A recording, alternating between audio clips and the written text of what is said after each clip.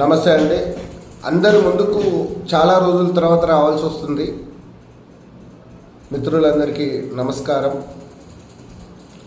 ఎందుకనగా మనం ఒక చిన్న విశ్లేషణ చేస్తున్నాం. అసలు తెలంగాణ రాష్ట్రంలో ఉన్న మునుగోడు ఎమ్మెల్యే రాజగోపాల్ రెడ్డి గారి మీద విశ్లేషణ చేయాలని మేము చాలా దిక్కులో చాలామంది మిత్రులను, అదేవిధంగా సోషల్ మీడియాలో అదే రాజగోపాల్ రెడ్డి గారి కాన్స్టిట్యున్సీలో ఉండి హైదరాబాద్లో బతికే వాళ్ళను, లేదా వేరే వేరే రాష్ట్రాలకు వెళ్ళి, లేదా ఇండియన్ ఆర్మీలో సైనికులుగా పనిచేసే వాళ్ళ దగ్గర నుండి ఆ కాన్స్టిట్యున్సీలో ఉన్న వారిని కొన్ని విషయాలు అడిగి తెలుసుకున్నామండి. అసలు ఇది అడగడానికి కారణం ఏంటి అనే ఉద్దేశంగా అసలు విషయం ప్రజలందరికీ తెలియబరుస్తా. వాస్తవంగా విషయం ఏంటంటే, అది ఈ విషయంపై మేము ఎందుకు డిస్కషన్ చేయాలనుకున్నామంటే, మొన్న ఒక బుక్ రిలీజో లేదా ఒక కళాకారుల ప్రోగ్రామ్ అనాలో, లేదా పాపం తెలంగాణ రాష్ట్రంలో ఉన్న ఒక దళిత బిడ్డ చేసిన ప్రోగ్రాంకో ఒక నాయకుడిగా సేవలందించే వాడిగా పాపం వాళ్ళకి నచ్చిన నాయకుడిని ఏ కళాకారుడైనా పిలుచుకుంటారు. ఆ ఉద్దేశంగా పిలవడం, నేను ఇట్లా మాట్లాడితే ప్రభుత్వం ఇట్లా అంటుంది అని అనగానే తెలంగాణ పిసిసి అధ్యక్షులు మహేష్ కుమార్ గౌడ్ గారు అధిష్టానానికి పంపిస్తున్నామని అన్నారు. వాస్తవంగా ప్రతి ఒక్కరి దగ్గర చేతిలో ఆండ్రాయిడ్ ఫోన్ ఉంది. నేను కొన్ని క్వశ్చన్లు చెప్తా, దాని మీద విశ్లేషణ చేసుకోండి. ప్రతి ఒక్కరి దగ్గర జెమినీ ఏఐ ఉంది. నేను కొన్ని విషయాలు చెప్తున్నా, ఇప్పుడు వినండి. నేనే ఇవన్నీ పోను కోమటిరెడ్డి రాజగోపాల్ రెడ్డి గారి గురించి కొన్ని మీడియా మిత్రులు, లేకపోతే యూట్యూబ్ ఛానల్లో, లేకపోతే సాయం పొందిన వారు వాళ్ళ అభిమానంగా పెట్టుకున్న కొన్ని వీడియోస్, లేకపోతే చిన్న చిన్న పిల్లలు కోమటిరెడ్డి రాజగోపాల్ రెడ్డి గారి గురించి చేసిన వీడియోస్ అన్నింటినీ పరిశీలించగా, ఆ కాన్స్టిట్యున్సీలో రాజగోపాల్ రెడ్డి గారు ఓడిపోతే, ఎమ్మెల్యేగా లేకపోతే ఎంత అభివృద్ధి కోల్పోయినామో, ఎట్లా బాధపడ్డారో కూడా ఆ విషయాన్ని చెప్తూ, సార్ రాజగోపాల్ రెడ్డి గారి తల్లి తండ్రి జయపాల్ రెడ్డి గారు సుశీలమ్మ గారి పేరు మీద నియమించే ఫౌండేషన్ ద్వారా చదువుకునే పేద కుల మతాలు లేవు రాజగోపాల్ రెడ్డి గారికి.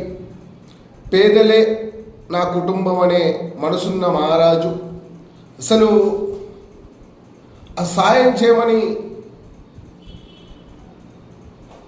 కోసం వచ్చిన వాళ్ళను వాస్తవం కోమటిరెడ్డి రాజగోపాల్ రెడ్డి గారు వాళ్ళ తల్లిదండ్రుల పేరు మీద ఇచ్చుకుంటేనే ఆ పేదల యొక్క రూపాన్ని, వాళ్ళ బాధను వాళ్ళ తల్లిదండ్రులు లోపల చూసుకొని పేదలకు మనం సేవ చేయాలని చేస్తున్న రాజగోపాల్ రెడ్డి గారి గురించి మనం విశ్లేషణ చేయాలి అని చెప్పేసి మొత్తం దాని మీద విశ్లేషణ ఎంకులాడుతూ ఉంటే, అసలు నేను చాలా పాయింట్స్ రాశాను.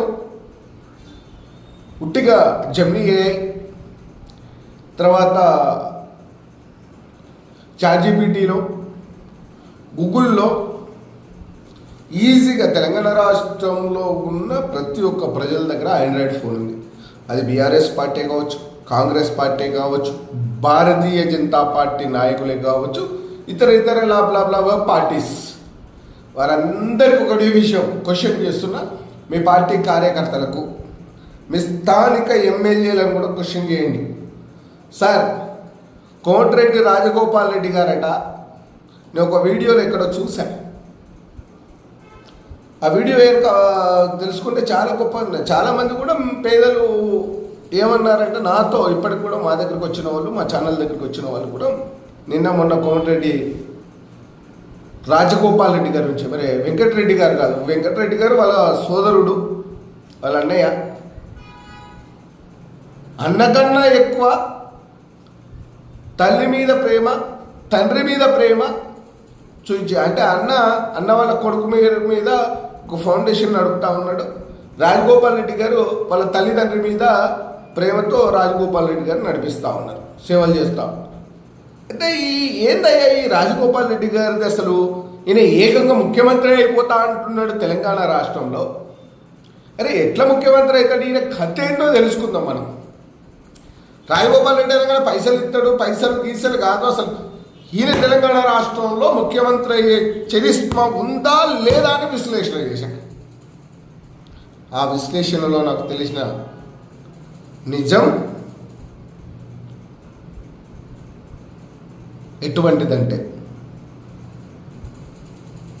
తెలంగాణ రాష్ట్రంలో రేవంత్ రెడ్డి గారు ముఖ్యమంత్రి కాకముందు తెలంగాణ రాష్ట్రంలో ప్రస్తుతం ఉన్న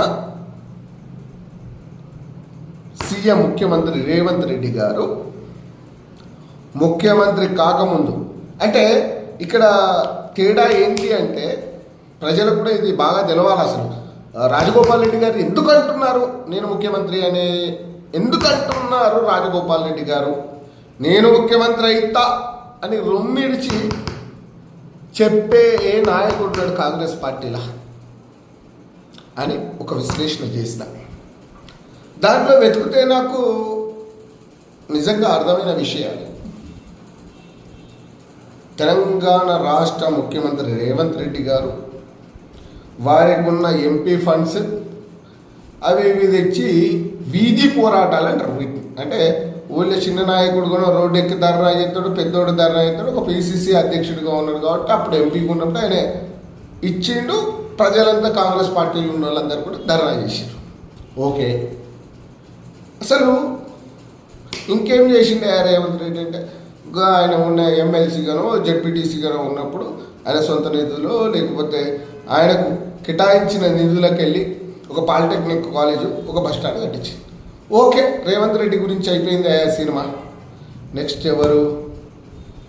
జయంగ్. ఆయన ఎంత ఏజ్ వచ్చినా ఈరోజు మనవరాలు ఉన్నా ఎప్పటికీ పేదలకు, పేద ప్రజలకు ఎప్పటికీ దేవుడే. వాస్తవంగా వాళ్ళ సోదరుడు వెంకటరెడ్డి గారు, కోమటిరెడ్డి వెంకటరెడ్డి గారు, సినీ ఆటోగ్రఫీ అండ్ ఆర్ఎండ్బి మినిస్టర్, ఆయన ఏం చెప్పాడు, ఏందమ్మా నా దగ్గరకు వస్తే ఉంది, పోయి రాజగోపాల్ రెడ్డి ఉంటాడు మునుగోళ్ళు, ఆయన దగ్గర పోండి అంటే సడన్గా పోయే వరకు మొన్న మా అన్న చెప్పింది ఈ పిల్ల గురించి, ఏం కావాలి ఆయనకి అది ఇది అని అడిగారు. అంటే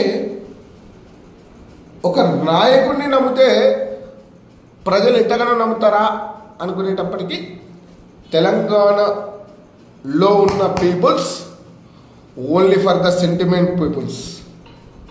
అంటే తెలంగాణ రాష్ట్రం యొక్క గడ్డ యొక్క ఎట్లా అంటే దీన్ని రాజకీయ నాయకులు కొంతవరకు ఇమ్యూనిటీ చేసుకుంటా ఉన్నారు, కొందరు చేసుకోవట్లేదు. కానీ సెంటిమెంట్ ఫూల్స్ అని ఎందుకన్నానంటే, తెలంగాణ రాష్ట్రంలో నిజాయితీగా నిజంగా పనిచేసిన ఏ నాయకునన్నా, ఆ బీజేపీ పార్టీ కావచ్చు, కాంగ్రెస్ పార్టీ కావచ్చు, బీఆర్ఎస్ పార్టీ కావచ్చు, సిపిఎం సిపిఐ కావాలంటే ఇంకా ఇతర రేపో ఎల్లుండో వచ్చే కొత్త పార్టీ కావచ్చు, తెలంగాణ ప్రజలు ఎట్లా తీసుకుంటారయ్యా అంటే, ఈ నాయకుడు ఏం సేవ చేసిండు, ఈయన ఏం చేస్తూ ఉన్నాడు, ఆయన ఏం చేస్తున్నాడు అనే లెక్కేసుకొని ఓట్లేసేటప్పుడు అది చూస్తారు. దీంతోపాటు వాస్తవంగా నేను ప్రజలకు అందరికీ కూడా నెక్స్ట్ వీడియోలో చెప్తా. నెక్స్ట్ వీడియో ఇస్ నర్సంపేట మాజీ ఎమ్మెల్యే కీర్తిశేషులు పెద్ద సుదర్శన్ రెడ్డి గారికి కూడా గురించి కూడా చెప్తా. ఈ విషయాన్ని ఇట్లే ఉంచుతాం, ఈ వీడియో కంటిన్యూ అవుతుంది, అది కూడా చెప్తా. ఆయనకు ఎందుకు నాయకులు వచ్చారు, అసలు అక్కడ విగ్రహం గురించి కూడా స్టోరీ చెప్తా. తర్వాత ఇంకా చాలా ఉన్నాయి, ఆ విషయాలు కూడా తెర మీదకి తెస్తా. బీఆర్ఎస్ పార్టీ కళ్యాణ లక్ష్మి మీద స్ట్రైక్ చేసింది, అసలు కళ్యాణ లక్ష్మి మీద ఎట్లా చేసిరో కూడా అది కూడా చెప్తా. ఇది మధ్యలో ఉండాలని మధ్యలో మాట్లాడుతున్నా, ఎందుకంటే ఇట్లా వస్తే బాగుంటుంది. దీనికన్నా ముందుగా పాపం బీఆర్ఎస్ నాయకులు ఎప్పుడేం చేయాలో మతిమితం లేకుండా ప్రవర్తన చేస్తూ ఉన్నారు తెలంగాణ రాష్ట్రంలో. అది వాళ్ళకు తెలియదు. కానీ మన నాయకుడు పేదల ఆప్తుడు, పేదల బంధువు, అన్నా అంటే నేనున్నా, నీకు కష్టం వస్తే నీ కన్నీటిలో నలుసైతా అని పేద ప్రజల కోసం సేవ చేసే నాయకుడుకు గురించి ఎంత మాట్లాడుకున్నా తక్కువే. ఒక మిత్రుడు గురించి నేను తెలుసుకున్నా. ఆయన బండ్లకు సంబంధించిన సీట్లు కుట్టుతారట పాపం. మిత్రుడు అన్న నేను కోఆప్షన్ నెంబర్ అన్నా అంటుండు. అరే నువ్వు కోఆప్షన్ నెంబర్ ఎట్లా అన్న? అన్ని పార్టీలు నాకు సపోర్ట్ ఇచ్చినే. రాజగోపాల్ రెడ్డి సారు నన్ను కోఆప్షన్ నెంబర్ ఇచ్చింది మున్సిపాలిటీలా. నాకు ఇచ్చినందుకు అన్ని పార్టీలు నన్ను సపోర్ట్ చేసినాయి అన్న అని చెప్తే నేను షాక్ అయినా. అరే ఈ నాయకుడు ఇట్లా కూడా ఎంట్లాడుతుంటే, అన్న మా నాయకుడు రాష్ట్రంలో ఎక్కడ తిరిగినా ఆయన మనసంతా మునుగోడులోనే ఉంటుంది. ఏ నాయకుడు ఏం చేస్తున్నాడో అన్నకు తెలుసు. ఏ పేద ప్రజలకు ఏం చేయాలో మా కాన్స్టిట్యున్సీలా ఒక ఎమ్మెల్యే ఉన్న రాజగోపాల్ రెడ్డి గారికి తెలిసినంత రాష్ట్రాన్ని మొత్తం పాలించే రేవంత్ రెడ్డి సార్కు కూడా తెలియదన్నా అని చెప్తే నేను ఆశ్చర్యపోయాను. దాన్ని ఆశ్చర్యపోగానే అన్ని తీసిన, అసలు ఏఐలను, తర్వాత జెమినీలను, తర్వాత గూగుల్ను, ఫేస్బుక్ను అన్నీ తీసి ఒకసారి అదే ఫిల్టర్ చేద్దాం. ఏమన్నా ఈ రోజులలో ఎక్కువ ఆడతారు కదా పిల్లలు, సాఫ్ట్వేర్ పిల్లలు కూడా ఏది పడితే అదే ఏఐలో పెట్టేస్తూ ఉన్నారు కదా అని చెప్పి అదే ఏఐలో మొత్తం పెడితే తెలంగాణ రాష్ట్ర ముఖ్యమంత్రి కాకముందు రేవంత్ రెడ్డి గారి కన్నా ఎటువంటి పదవి ఉన్నా లేకున్నా తెలంగాణ రాష్ట్రంలో కోమటిరెడ్డి రాజగోపాల్ రెడ్డి గారు అందించిన సేవలు ఎవరూ అందించలేదని ఏఐ చెప్పింది, ప్రజల లోపల ఉంది. అన్న నీకు ఇంకో విషయం చెప్తా అని చెప్పి ఒక మిత్రుడు, మునుగోడుకు సంబంధించిన ఒక మండలానికి సంబంధించిన వ్యక్తి, ఆయన బీఆర్ఎస్ పార్టీ, కాంగ్రెస్ ఆయన కాదు, చెప్పింది కూడా నాకు బీఆర్ఎస్ పార్టీ నాయకుడే. ఏమని చెప్పిందంటే, ఏందే మీకు కాంగ్రెస్ గవర్నమెంట్ ఏది వచ్చినా ఏది రాకున్నా మా కాన్స్టిట్యున్సీలా మేము బీఆర్ఎస్ అయినా మాకు పనులు చేసి పెడతాం రాజగోపాల్ రెడ్డి అన్న. ఇదాది ఏం లేదు, రాజగోపాల్ రెడ్డి అన్నకు కుళ్ళు కుట్ర కోపం ఏముండదు. ఆ ఎలక్షన్ 4 రోజులే అన్న, మళ్ళీ మేము పోతే మాకు పని చేసి పెడతాడు అంత మనసున్న నాయకుడు రాజగోపాల్ రెడ్డి అన్న అని అన్ని. మళ్ళీ ఈ విషయాన్ని మీడియాలో చెప్పకన్నా, నా పేరు చెప్పకు, బీఆర్ఎస్ నాయకులు అంటే ఎవరో నా పేరు చెప్పకన్నా అని ఆ నాయకుడు స్పష్టంగా చెప్పింది. అంటే ఏ పార్టీలో ఉన్న ఏ పార్టీ కార్యకర్తలైనా గెలిచిన ఈ కాన్స్టిట్యున్సీలో ఎమ్మెల్యేను అనే సేవలు అందించేట ఆయనే అని చెప్పడం ఆ మహానుభావుడికి దండం దండం దండం. అసలు నిజంగా భగవంతుని ఎవరైనా చూస్తారో చూడరో నాకు తెలియదు. ఆ కాన్స్టిట్యున్సీలో ఉన్న మునుగోడు కాన్స్టిట్యున్సీలో ఉన్న ప్రజలు వీళ్ళందరూ చెప్తే తెలుసుకున్న తర్వాత ఆయన కన్నా జయపాల్ రెడ్డి, సుశీల గారికి అసలు వాళ్ళు ఎక్కడున్నారో వాళ్ళ ఆత్మకు 100 సార్లు మొక్కాల, 1000 సార్లు మొక్కాల.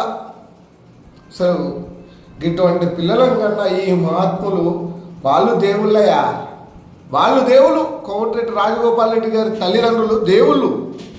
ఎందుకంటే నాకేం చేయలే, మరి వేరే పార్టీ నాయకులు బీఆర్ఎస్లో వాళ్ళు వీళ్ళు అంటారంటే ఒకంతో డప్పు కొట్టించుకుంటానుకో పైసలు ఇచ్చిర్రు, రేపు రాజగోపాల్ రెడ్డి కూడా పైసలు ఇచ్చినట్టు.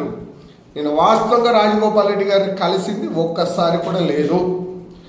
ప్రతి రాజకీయ నాయకుడి మీద విశ్లేషణ చేస్తూ నేను బీఆర్ఎస్ పార్టీ నా మీద దొంగ కేసులు పెట్టినప్పటి నుండి ఆ రోజు ఆపిన వార్తలను ఈ గవర్నమెంట్ వచ్చినాక కూడా ఎందుకు చేయలేదంటే, ప్రభుత్వాలను పరిశీలించినాక ఒక్కొక్కరి మీద వీడియోలు చేసుకుని మళ్ళీ స్టార్ట్ చేద్దామని ఒకటి పెట్టుకున్నాం.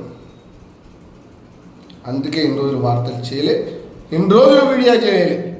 ఏ మీడియా నాయకుడు ఎట్లా రాస్తాడో నాకు తెలుసు, ఆ మీడియా నాయకుల గురించి కూడా నాకు చరిత్ర తెలుసు. ఏ మీడియా ఛానల్లో ఉన్న ఒక మండల స్థాయిలో ఉన్న స్టింగర్ కాండి, ఒక డివిజన్ స్థాయిలో ఉన్న ప్రింట్ మీడియాలో కానీ ఎలక్ట్రానికల్ మీడియాలో కానీ బ్లా బ్లా బ్లా బ్లా దాంట్లో ఉన్న వాళ్ళు ఎట్లా పైసలు చెందాలో పడుకుంటారు కూడా మాకు తెలుసు. ఆ చరిత్ర మేము తీస్తలేము. గతంలో తీసిన రోజులు అందరు బాధపడరు.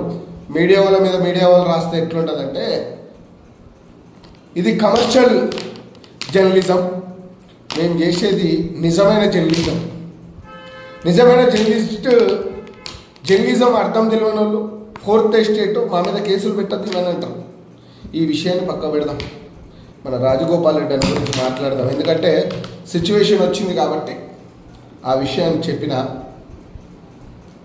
ఇవాళ రాజగోపాల్ రెడ్డి అన్న వీడియోతో మళ్ళీ సురువు చేద్దాం.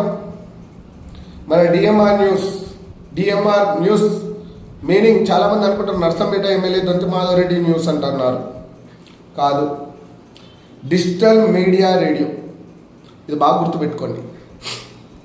మనము నిజమైన విశ్లేషణ చేసి అసలు తెలంగాణ రాష్ట్ర ప్రభుత్వంలో ఉన్న కాంగ్రెస్ వాళ్ళు ఎంతమంది బీఆర్ఎస్ వాళ్ళకు కరెక్ట్ బీఆర్ఎస్ పార్టీ ధర్నా చేసిన బీఆర్ఎస్ పార్టీ తప్పిదాలు ఎంతవరకు బయట పెడుతున్నారో మనకు తెలియదు. మనకు ప్రతి ఒక్కటి తెలుసు వాళ్ళ తప్పిదాలు.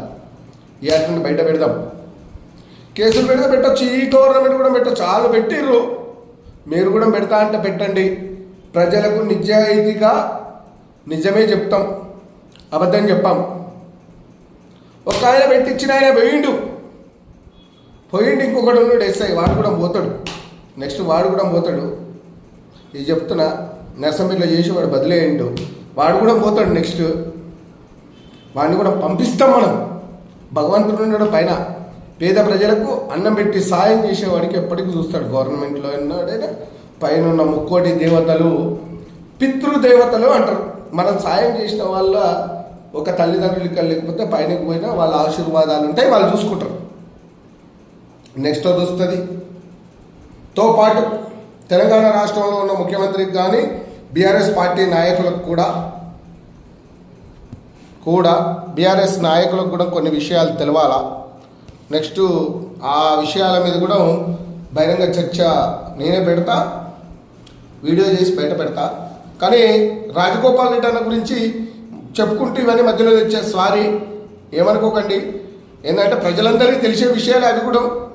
కానీ రాజగోపాల్ రెడ్డి గారు అంటే ఒక ప్రజానాయకుడు కాదు, ఆయన నాయకుడిలాగా చూడద్దు. ఆయనను ముస్లిం సోదరులైతే అల్లాతో దీవించాలి, క్రిస్టియన్ సోదరులైతే యేసు ప్రభుత్వకు దీవించాలి, హిందువులైతే అయ్యప్ప స్వామి మాల వేసుకునే వాళ్ళు మణికంఠుడిగా చూసుకోవచ్చు, హనుమాన్ మాల వేసుకునే వాళ్ళు ఆ హనుమాన్గా చూడొచ్చు, శివమాల వేసుకునే వాళ్ళు శివుడిగా చూడొచ్చు. మనకు ఇంట్లో ఉన్న కులదైవులతో కోమటిరెడ్డి రాజగోపాల్ రెడ్డి గారిని చూడొచ్చు. ఎస్, ఈయన ముఖ్యమంత్రి కావచ్చా అనే క్వశ్చన్ మీద నేను ఒక విశ్లేషణ చేద్దాం అనుకొని అవన్నీ చూశాను. దాని అన్నిటి గురించి పెడితే ఇప్పుడు రాష్ట్రంలో ఉన్న వాళ్ళందరూ ఎత్తుక్కొని మళ్ళీ ఈ గవర్నమెంట్లో ఉన్న వాళ్ళు నన్ను రాజగోపాల్ రెడ్డి గారిని పక్కన చూసి నా మీద ఎక్స్ట్రా కేసులు పెడతారు. మరి జాగ్రత్త. ఆ విషయాల తర్వాత పెడితే పెట్టిరయ్యా, నిజం చెప్తే పెడితే ఏమవుతుంది? నా అంటే 4 రోజులు పంపుతారు. బీఆర్ఎస్ వాళ్ళు ఏమనుకున్నారు, రేవంత్ రెడ్డి పోయిండు చేరుకో 3 సార్లు, మేము కూడా పోయేస్తే మేము కూడా ముఖ్యమంత్రులు అవుతామని వాళ్ళ అక్క పోయొచ్చింది కదా, వేరే పార్టీ పెట్టింది కదా కవితక్క. నేను కూడా అనుకుంటా 10 కేసులు పెడితే నేను కూడా ముఖ్యమంత్రి అవుతా రేపు. ఏమో రాజగోపాల్ రెడ్డి అన్న కూడా అట్లా పోతే అవుతాడు కావచ్చు. మరి ఈ ప్రభుత్వం అయినా ఆ ప్రభుత్వం అయినా అట్లే ఉన్నది. కానీ విషయాలు ఏదైనా నిజంగా పేదలకు సమస్యల మీద, పేద ప్రజల సమస్యల మీద, ఫ్లోరైడ్ మీద యుద్ధం చేసైనా, ఫ్లోరైడ్ నియమత గురించి అయినా, రైల్వే పనుల గురించి అయినా, అసలు వాస్తవంగా నల్గొండలో కోమటిరెడ్డి రాజగోపాల్ రెడ్డి గారు ఉన్నప్పుడే రైల్వే పట్టాలు పునరుద్ధరించడం జరగడం జరిగింది. రైల్వే పట్టాలు వేయడం జరిగింది, కొత్త ట్రాక్స్. అది రాజగోపాల్ గారి యొక్క చరిత్ర. అది రైల్వే నల్గొండ మీద పోయే రైల్వే ట్రాక్స్, తర్వాత నల్గొండ విజయవాడ రైల్వే ట్రాక్, అదే భువనగిరి విజయవాడ రైల్వే ట్రాక్, ఇవన్నీ కూడా తెచ్చింది రాజగోపాల్ రెడ్డి గారు. ఈ విషయాన్ని మునుగోడ ప్రజలందరూ గుర్తుపెట్టుకోవాలి. అదేవిధంగా ఏం చేసిండయా అంటే, కరోనా కష్టకాలంలో తెలంగాణ రాష్ట్ర ముఖ్యమంత్రి ఎంపీ నిధులకు వెళ్ళిస్తే అప్పటికి ఎమ్మెల్యే ఏం కాదు మన రాజగోపాల్ రెడ్డి అన్న. జయపాల్ రెడ్డి సుశీలమ్మ ఫౌండేషన్ ద్వారా ఒక ప్రైవేటు హాస్పిటల్ హైదరాబాద్లో చూసి పేద ప్రజలకు సేవ అందించి బియ్యం లేనులకు బియ్యం, రోజు శానిటైజర్, మాస్కులతో పాటు ఇతర ట్యాబ్లెట్లు కూడా ఉచితంగా ఇవ్వడం జరిగింది. అయ్యా రేవంత్ రెడ్డి ఏమి ఇచ్చిండయా అని నేను విశ్లేషణ చేసినాను. ఎంపీ నిధులకు వెళ్ళి ఇచ్చిండు, పేద ప్రజల కోసం ధర్నా చేసిండు. ఆ ధర్నాలు రాజగోపాల్ రెడ్డి అన్న కూడా చెప్తాను కదా, మరి చెప్తాను కదా అని నేను ఒక విశ్లేషణ చేసిన. ఈ టాపిక్ అంతా నేను మాట్లాడడానికి కారణం రాజగోపాల్ రెడ్డి గారు ముఖ్యమంత్రి కావాలనో రేవంత్ రెడ్డి గారిని తప్పు పట్టడానికి కాదు. రాజగోపాల్ రెడ్డి గారి లాగా తెలంగాణ రాష్ట్రంలో కాంగ్రెస్ జెండా పట్టుకొని నిజంగా పేద ప్రజలకు సేవ చేసింది ఎవరు అంటే అట్లా పేదోళ్లకు సేవ చేసేటోళ్ళు ఎవరికి టికెట్ లేవా, మంత్రులు కాదు. వాళ్ళు ఓన్లీ ఎమ్మెల్యేగా అట్లే ఉండిపోయారు, ఒక్కరు మంత్రి లేరు. వాస్తవంగా అయితే మన సురేఖక్క మీటింగ్ డుమ్మా కొట్టింది కదా, ఆ విషయం కూడా చర్చించుకుందాం. అది సుదర్శన్ రెడ్డి గురించి మరణం గురించి ఆ స్టోరీలు వచ్చేటప్పుడు దానికి కొన్ని ప్రూఫ్స్ తెప్పిస్తున్నా పెద్ద సుదర్శన్ రెడ్డి గారి గురించి. ఆ ప్రూఫ్స్ అన్ని వచ్చిందంటే దాని మీద మాట్లాడదాం. బీఆర్ఎస్ పార్టీ 2,25,00,000 రూపాయలు వాళ్ళ అమ్మగారికి 2 కోట్ల రూపాయలు బీఆర్ఎస్ పార్టీ ఎందుకు ఇచ్చింది అనే దానికి కూడా మన దగ్గర ఆధారాలు అవి తెప్పిస్తున్నా. నేను తెప్పించినాక ఆధారాలు పెట్టి మాట్లాడదాం. ఎందుకంటే బీఆర్ఎస్ వాళ్ళు మన మీద ఇప్పటికే కత్తి యాలాడేసుకొని జేబులో కత్తి పెట్టుకొని తిరిగినట్టు మన మీద కోపంగా ఉంటారు వాళ్ళు. ఆ నర్సంపేటలో వాడు విద్యాసాగర్ రెడ్డి అని విద్యాసాగర్ రెడ్డి అని ఒక అతను ఉంటాడు. ఆయన పేద ప్రజలను దోసుకుంటాడు. హాస్పిటల్ ఉంటుంది, 6 నెలలకు ఒక ఫరం మారుతాడు ఆయన. కానీ బోర్డు మాత్రం పాత హాస్పిటల్ పేరు మీద ఉంటుంది, లోపల ఫరమ్స్ మారుతాయి. ఈఎస్ఐ హాస్పిటల్ మీద స్కాము. తర్వాత నర్సంపేటలో ఉన్న ఏ డాక్టర్కు ఆయన్ని నిలదీసి అడిగే లేదా గల్లా పెట్టి అడిగే ధైర్యం లేని చదువుకున్న వెధవలు డాక్టర్లు అంటున్నా. దీని మీద కేసు వేసుకుంటే వేయండి, నేను వేస్తా. విద్యాసాగర్ రెడ్డి నుండి మీ అందరూ కలిపి నర్సంపేట ఐఎంఏ హాస్పిటల్ మీ దాని మీద నేను వేస్తా కేసు. సుప్రీంకోర్టు, హైకోర్టు అన్నింటిలో మా అడ్వకేట్లు తెస్తూ ఉన్నారు, అన్నీ తెప్పిస్తూ ఉన్నారు. అన్నింటి మీద ఆర్టీఐలు వేయడం మొదలుపెట్టా. ఇస్తలో ఇచ్చిండు, లేకపోతే డిఎంహెచ్ఓని అందరినీ కలిపి కేసులు ఇరికిచ్చేస్తా. నర్సంపేట డాక్టర్ల మీద, మెడికల్ హాస్పిటళ్ళ మీద, తర్వాత సిట్టింగ్ స్కానింగ్ మిషన్ల మీద పడాలా ఒకసారి. ఇవన్నీ ఇది ఉంటూనే రాజగోపాల్ రెడ్డి గారి గురించి మాట్లాడదాం. రాజగోపాల్ రెడ్డి గారు నర్సంపేట కాన్స్టిట్యున్సీలో ఇట్లా డాక్టర్లు దోసుకున్నట్టు ఆ నియోజకవర్గంలో దోసుకుంటానని తెలిస్తే వెంబడే లైసెన్స్ రద్దు చేయి, మన జైలుకు పంపి అంటాడట. ఒక పెద్ద మనిషి చెప్పిండు నాకు ఆ విషయం. భయపడతారట. అరే మనం తప్పు చేస్తే ఎమ్మెల్యే గారు ఎక్కడ నిలదీస్తారు? ఆ టైంలో తెలంగాణ రాష్ట్రంలో ఉన్న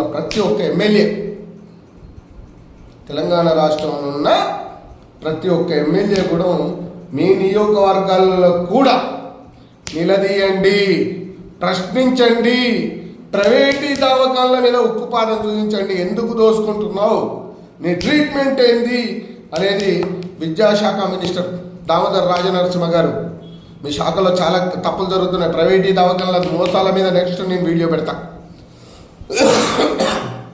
దీంతోపాటు ఇక రాజగోపాల్ రెడ్డి సార్ గురించి చెప్పుకుంటే చాలా పెద్ద ఉన్నది. ఇక చెప్తే ఒక 4-5 గంటల చరిత్ర అవుతుంది. రాస్తే భాగవతం కన్నా పుస్తకాలు నిండుతాయట సార్ గురించి చరిత్ర చెప్తే. రాజగోపాల్ రెడ్డి గారి సార్ గారి ఒక్కరికి వారి సతీమణికి పాపం ఒక జర్నలిస్ట్గా ఆ పదాన్ని అనొచ్చో మీడియాలో అనొద్దో నాకు తెలియదు. బూతులు మాట్లాడే జర్నలిస్ట్గా, నిజమైన జర్నలిస్ట్గా ఎట్లా మార్చాలో నాకు తెలుసు. రాజగోపాల్ రెడ్డి గారి సతీమణి అంటే నేను దేవతలాగా అనిపించింది. ఆయన సార్ అన్నా కాబట్టి మేడం అనే బదులు ఆ తల్లి వదినకు దండం. అటువంటి ఫ్యామిలీలు రాజకీయంగా ఉండాలా. రాజగోపాల్ రెడ్డి గారు లాంటి వాళ్ళు ఒక తెలంగాణ రాష్ట్రంలో ముఖ్యమంత్రి అయితే ఎన్ని కోట్ల మందికి అన్నం పెడతారని నేను ఒక 10 నిమిషాలు ఊహించుకున్నాను. ఇట్లాంటి నాయకుడా? మాటల గ్యారెంటీ చేసి రాజకీయాలకు వచ్చి కొంతమంది రాజకీయ నాయకులను చూసాం, పదవుల నుంచి అన్ని చేసే వాళ్ళని చూసాం. తెలంగాణ రాష్ట్ర ముఖ్యమంత్రి రేవంత్ రెడ్డికి, అదేవిధంగా కోమటిరెడ్డి రాజగోపాల్ రెడ్డికి నేను ఏఐలు గిఐలు అన్నిట్లలో పెట్టి ఎత్తుకుతే ఎటు చూసినా రాజగోపాల్ రెడ్డికి ఎక్కువ స్కోర్ ఉన్నది. అని ఏంది బ్యాక్గ్రౌండ్ ఏందని చూస్తే చిన్న వ్యవసాయ కుటుంబం నుండి మొదలైన జీవితం. ఈయనకున్న ప్రతి ఒక్క డిపార్ట్మెంట్లో ఉన్న అవగాహన, ఏ డిపార్ట్మెంట్లో ఏం తెప్పించుకోవాలి, ఎప్పుడు తెప్పించుకోవాలి, దేని గురించి మన కాన్స్టిట్యున్సీ అభివృద్ధి కాదు, మన జిల్లా కాదు, మన రాష్ట్రంలో ఎట్లా డెవలప్ చేసుకుందాం అని ఒక అవగాహన ఉన్న నాయకుడు అని అప్పుడు అర్థమైంది. ఓహో, ఈయనైనా రాజగోపాల్ రెడ్డి, అసలు ఈయనకు దండం పెట్టాలి అనుకున్నాను. ప్లీజ్ కోమటిరెడ్డి రాజగోపాల్ రెడ్డి గారి ఫ్యాన్స్ ఎవరైనా చూసేది ఉంటే ఒకసారి రాజగోపాల్ రెడ్డి సార్ని కలిపేయండి, మా ఛానల్లో ఒక డిబేట్ చేద్దాం. అందరు రాజకీయ జీవితం గురించి డిబేట్లు చేస్తారు, నేను రాజకీయ జీవితం గురించి డిబేట్స్ రాజకీయ జీవితం గురించి డిబేట్ చేయ. నా దగ్గర కొన్ని చిన్న అంశాలు ఉన్నాయి. అంశాలు కొంతమంది నేను తెలుసుకునేటప్పటికీ పేద ప్రజలు కన్నీళ్లు పెట్టుకున్న అంశాలు ఉన్నాయి.